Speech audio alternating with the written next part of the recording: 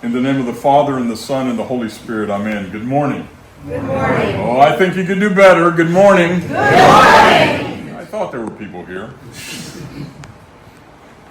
What a beautiful day it is for us to be together once again in God's house. Where else would we be? Where else would it be more important than to be in God's house every Sunday? A church full of children, babies adding their voices to the choir, signs of a growing church, not a dying church. I have churches with no children, none. Everybody is older. Many of them Medicare already, slowly dying as we bury them one by one. And eventually, there's almost nobody left. And so the doors of the church close after the last liturgy. Unfortunately, I already have had 4 of those in my 15 years. Parishes that had 200, 300 people in the past, down to 4, 3. Can't even pay for the lights to stay on. That's not the case here. Here it's growing. It's a joy for me to see young people. And as I told you yesterday, they're all mine. They're not biologically mine, but spiritually they're all mine. I want the best for them. And so when you hear one of them crying, just smile. Don't look at the mother like, your child is interrupting my prayer. Don't do that. Because you're the same one that had kids 20 years ago and they were looking at you. Don't do that. They see something we don't see because of their innocence. They do stuff like,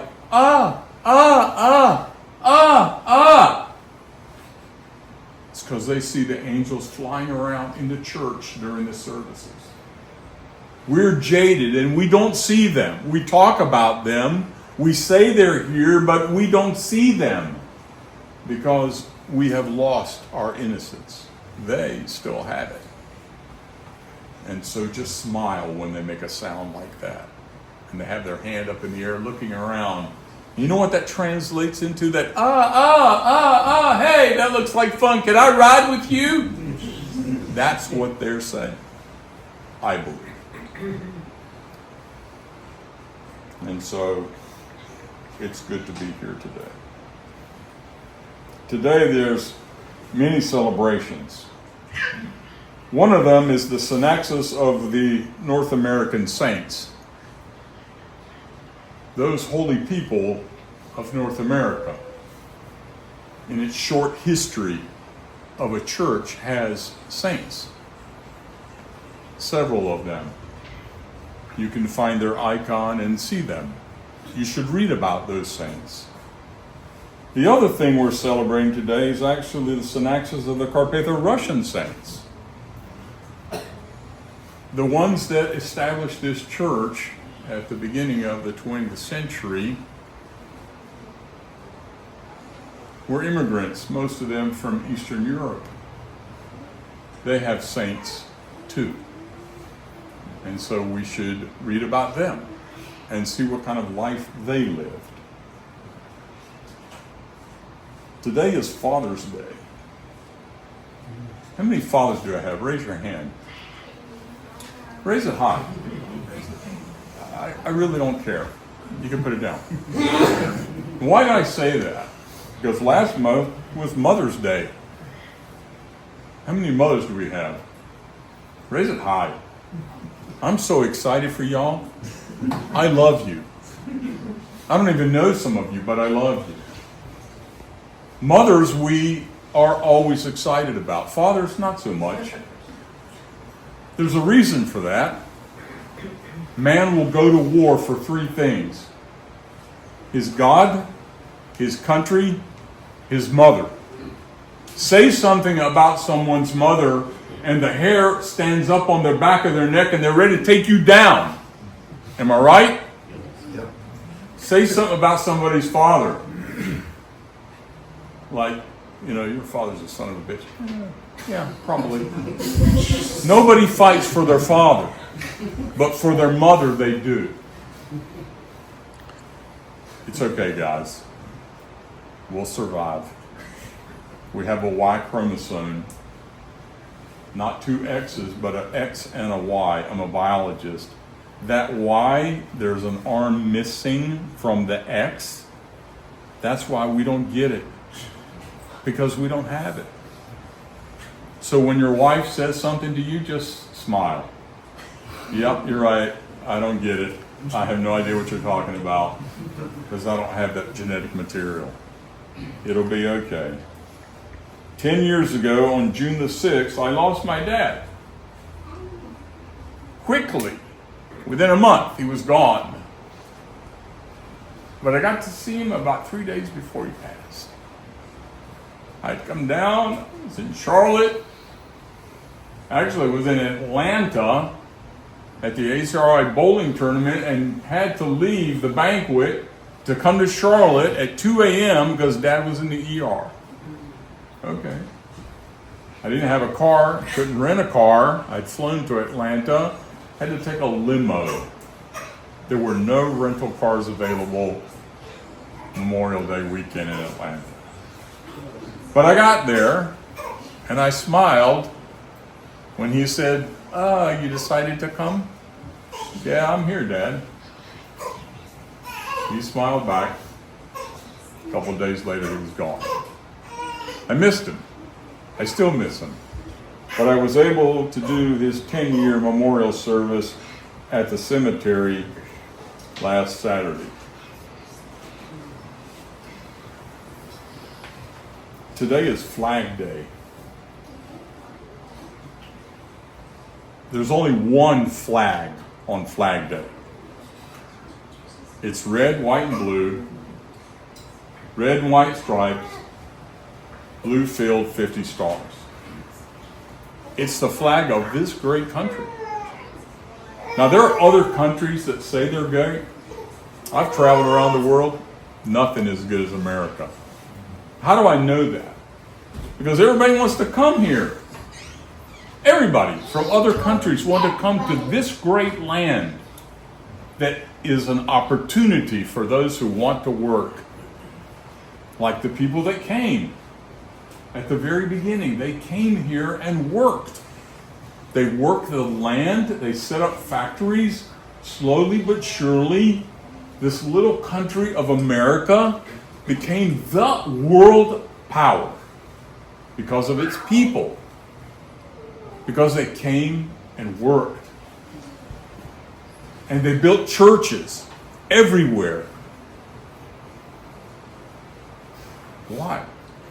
Because they believed in God and they needed His house close by. And so that's what you did here. That's what you have in this church right now, is something of hard work. It's not easy to keep things going. But on Flag Day, fly it. Put it out there. I see a lot of them in town. Little ones. My hotel is full of them. They really are celebrating.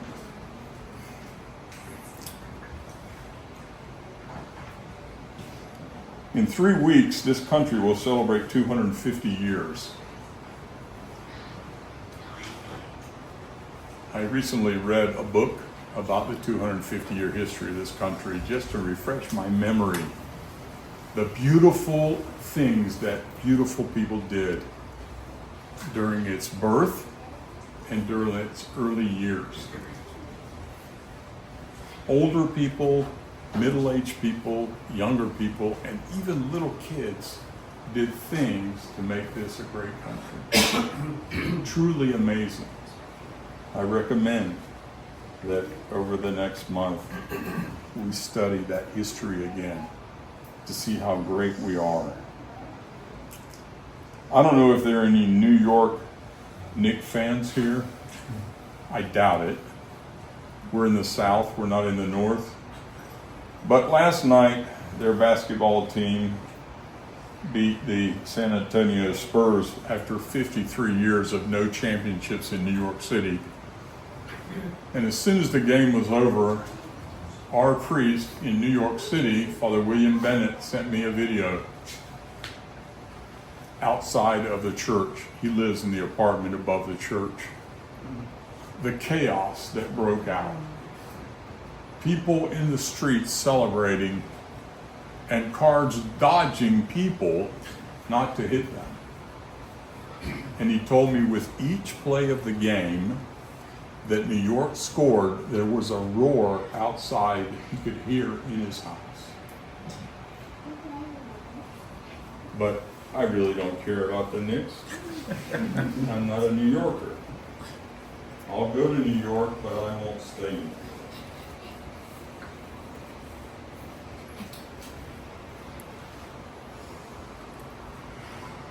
A couple of nights ago, the USA soccer team beat Paraguay. If you're a soccer fan, this is what we live for. The World Cup every 4 years. It hasn't been in America in 32 years, but we're hosting, along with those guys up north, those Canadian dudes, and Mexico, our southern neighbors, are hosting the World Cup. 48 countries are represented here for the next 5 weeks as they try to determine who the best soccer team in the world is. And it's very nationalistic. Our guys won 4-1. I was very excited as I looked on my phone to see the score because the hotel that I'm staying at, the TV went out during the national anthem and is still not on. And so I didn't see the basketball game last night. I didn't see the 3 soccer games from yesterday after I left from here.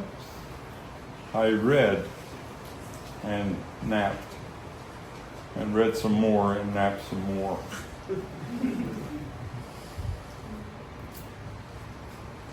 And then I saw 2 nights ago that my Tar Heels are in the World Series of college baseball. And they won their first game. Today they're playing West Virginia. I have churches in West Virginia, but I don't care about them today. I want my Tar Heels to beat West Virginia badly, so I could rub salt in the 2 priests later on today. Just to tell you what my thinking process is.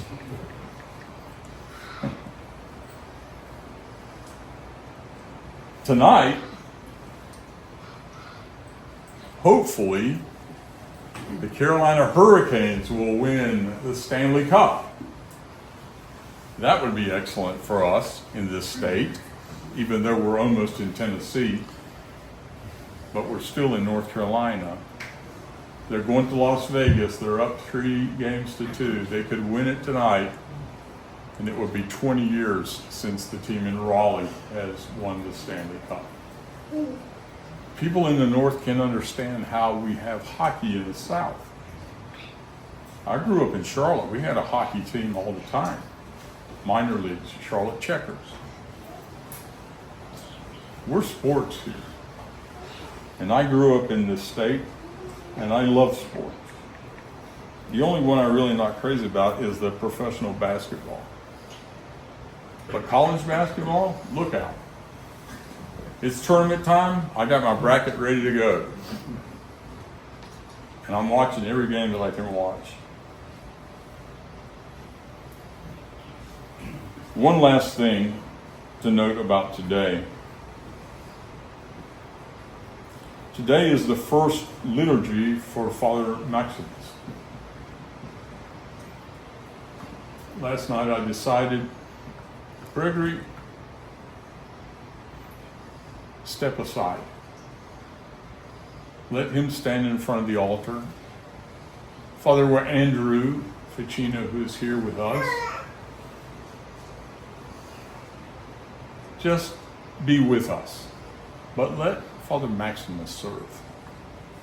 Let him prepare the gifts before the Divine Liturgy.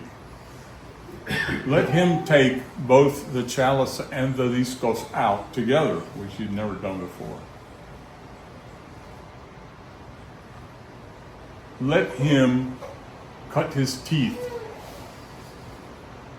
in his first liturgy.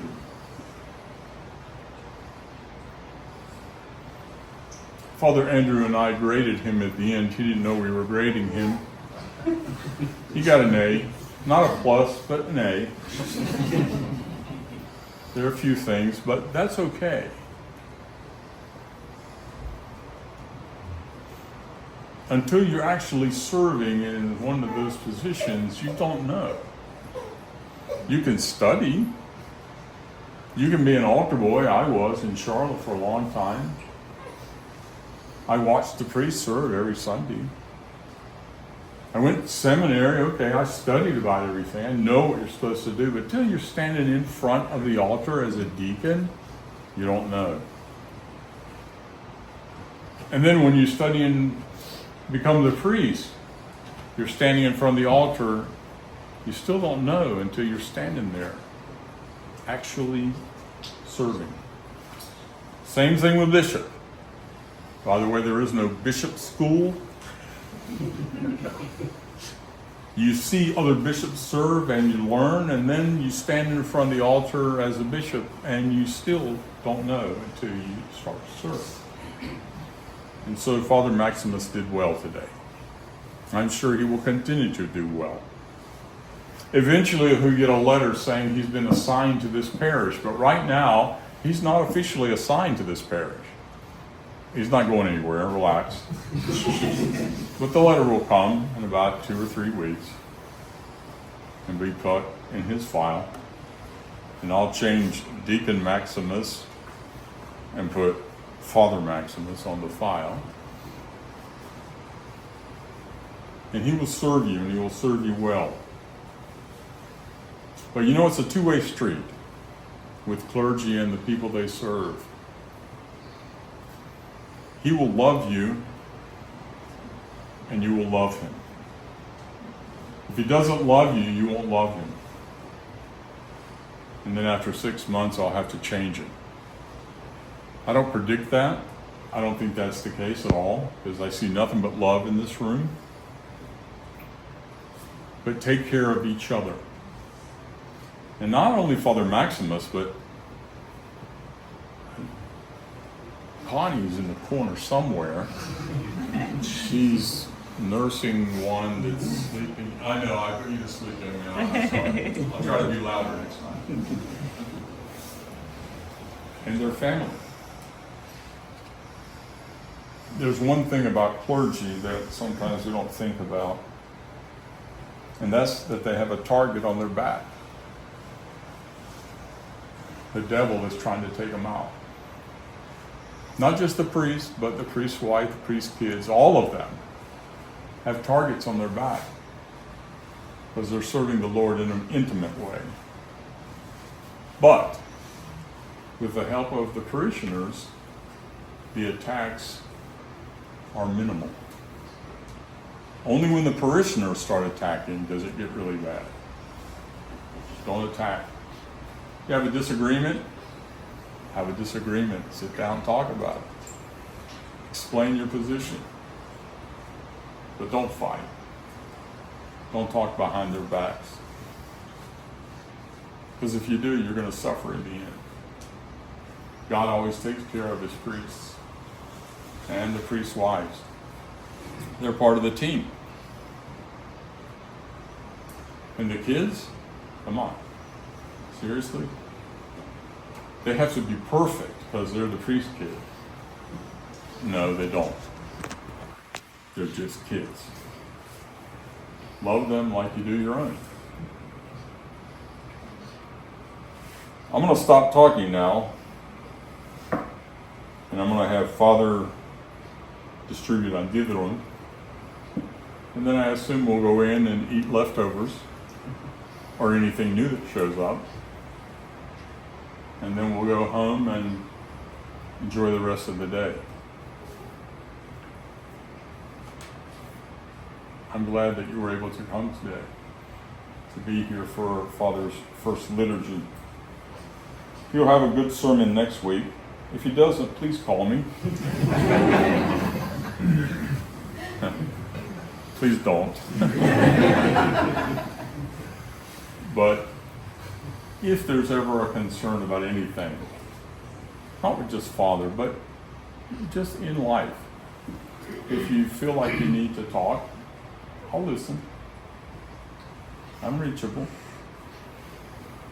You can send an email, Bishop Gregory of Nyssa @gmail.com. If you send it to Bishop Gregory @gmail.com, some Roman Catholic bishop is not going to know what the hell you're talking about.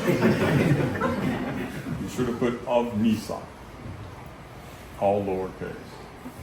Know that I love you, I care for you, I'm praying for you all the time. I can't believe it's been 4 years since I was here. Time is flying, truly flying. But I'm glad I'm back.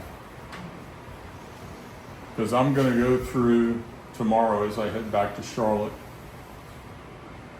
I'm going to drive through the rapids there at the river, where 35 years ago I actually was on a raft.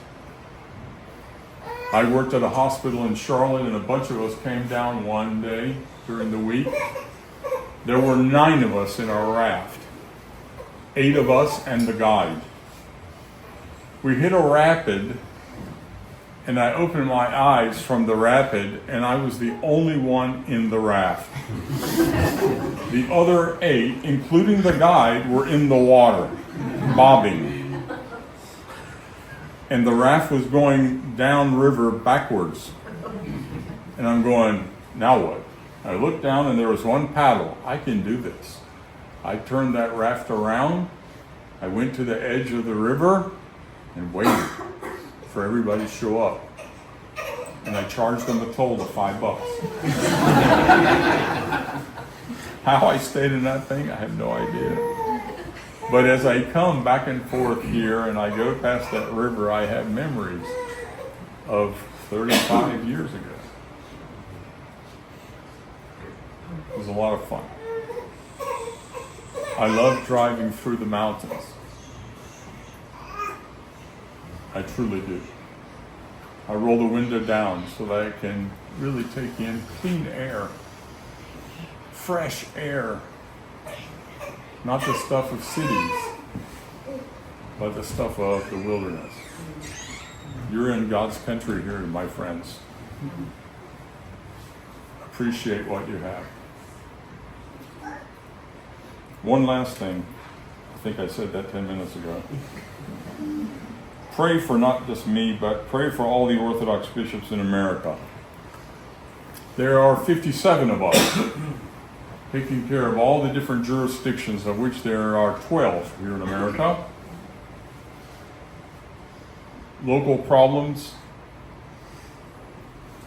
national problems, and international problems. As I said yesterday, pray that God will extend His hand so that countries who are Orthodox will stop killing each other in war. This is insane. Truly insane.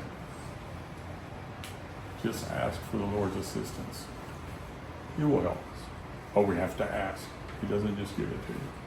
And you people who are parents, you know, you don't just give it to the kids, they have to ask. Right? Yep. Do you give it to them unless he asks? No. Probably not. So just ask him whatever you want. You need the car keys, he'll give them to you. You need gas money, like $20, I mean $50. 20's not enough anymore.